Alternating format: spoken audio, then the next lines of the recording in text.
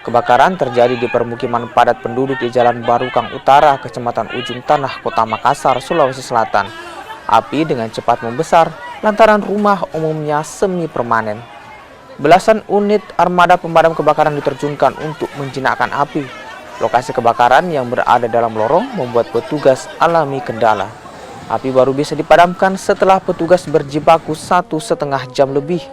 Tidak ada korban jiwa dalam peristiwa ini, namun kebakaran menghanguskan 6 rumah warga dan 1 gudang tempat penyimpanan ikan. Tepatnya di Jalan Barukang, ya, di Cambaya, sekitaran Cambaya. Ya, kita luncurkan yang pertama itu di pos Ujung Tanah, itu ada 4 unit di situ, tambahan dengan kekuatan penuh dari Makodamkar. Dengan kekuatan penuhnya di Makodamkar karena melihat situasi dari pemukiman itu padat. Ya, jadi kita luncurkan langsung dari Makodamkar itu sekitar 14 unit karena 7 unitnya kita persiapkan untuk pendistribusian air bersih.